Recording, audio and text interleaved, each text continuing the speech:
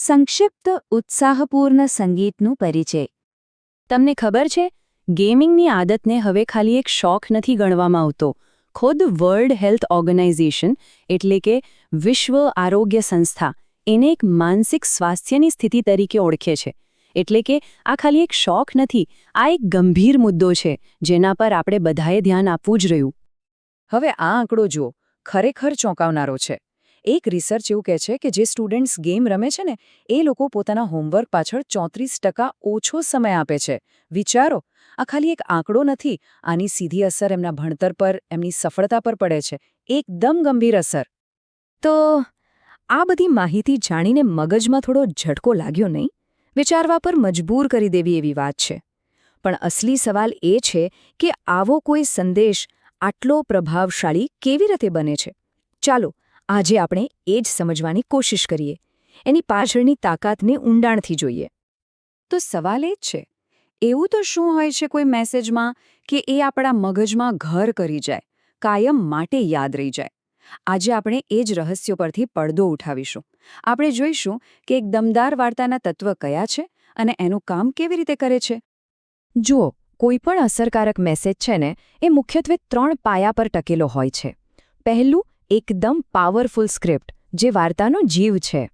બીજું, એક clear visual plan જે એ વાર્તાને આંખો સામે જીવતી કરે.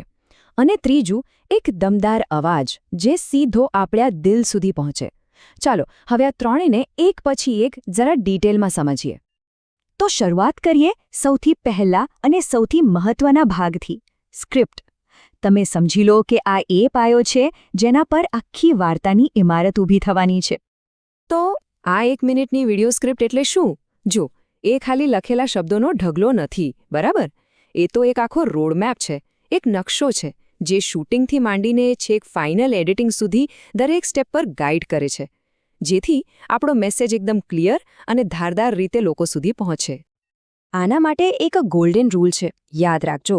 1 મિનિટના વિડિયો માટે લગભગ 120 શબ્દો. બસ આ લિમિટ છે ને એ આપણને શીખવે છે કે દરેક શબ્દ કેટલો કિંમતી છે અને આપણને ટુ ધ પોઈન્ટ રહેવા માટે મજબૂર કરે છે. એક વાત નક્કી છે, અહીંયા દરેક શબ્દની ગણતરી થાય છે. તો એક ફોકસ્ડ મેસેજ કેવી રીતે બનાવવો? એના માટે એક સિમ્પલ ફોર્મ્યુલા છે, PAO. P એટલે કે પર્પસ, તમારો હેતુ શું છે? A એટલે ઓડિયન્સ, તમે કોની સાથે વાત કરી રહ્યા છો?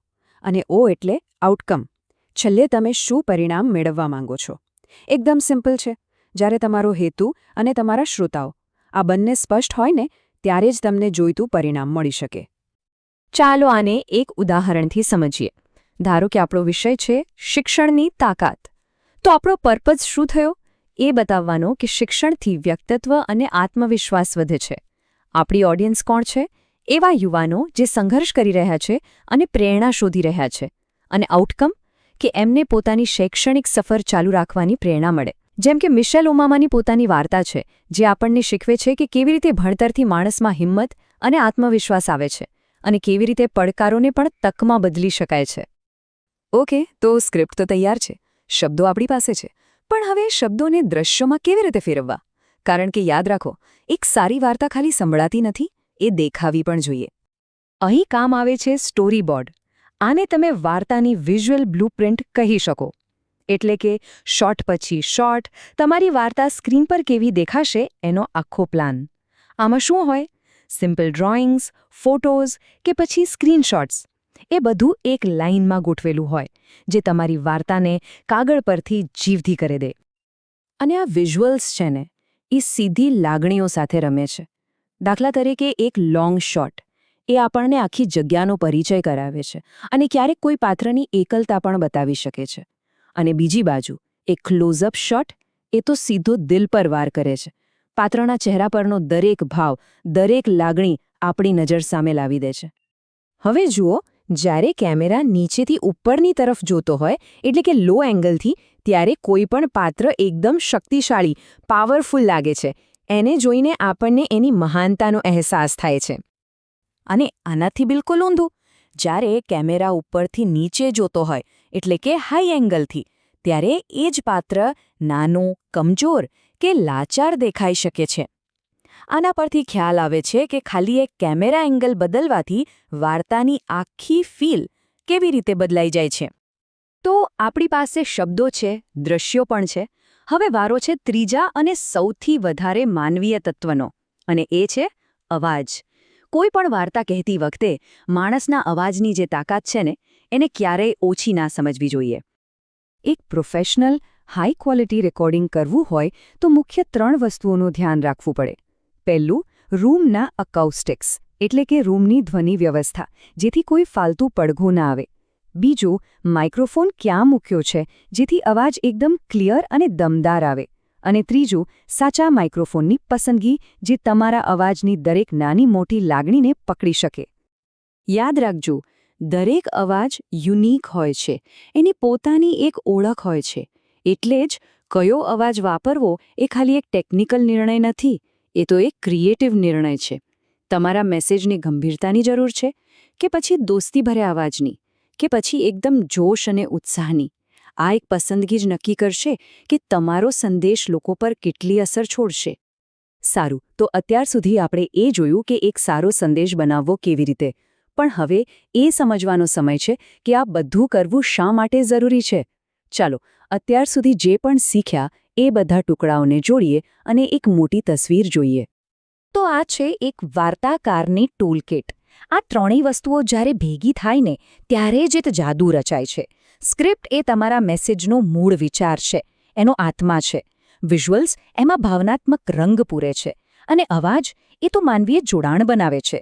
જ્યારે આ ત્રણેયનું પરફેક્ટ બેલેન્સ થાય ને, ત્યારે જ એક એવી વાર્તા બને છે જે લોકો ક્યારે ભૂલી ના શકે. અને આવો એક શક્તિશાળી સંદેશ આખા સમાજને બદલી શકે છે, એનું એક જીવંત ઉદાહરણ આપણી સામે જ છે. વર્ષો સુધી, દાયકાઓ સુધી શિક્ષણનું મહત્વ શું છે એનો સંદેશ લોકો સુધી પહોંચાડવામાં આવ્યો. શરૂઆતમાં એ ખાલી એક વિચાર હતો, પણ ધીરે ધીરે એ એક આખી ચળવળ બની ગયો. અને આખરે એ દિવસ આવ્યો જ્યારે ભારતમાં શિક્ષણનો અધિકાર અધિનિયમ કાયદો બન્યો. એક કાયદો જેણે કરોડો લોકોની જિંદગી બદલી નાખી. મિશેલ ઓબામાના આ શબ્દો એકદમ સચોટ છે. આ બધી ટેકનિકલ વાતોની પાછળ અસલી તાકાત તો માનવ ભાવનાની જ છે. હિંમત, આશા અને દુનિયામાં કંઈક બદલાવ લાવવાની ઈચ્છા.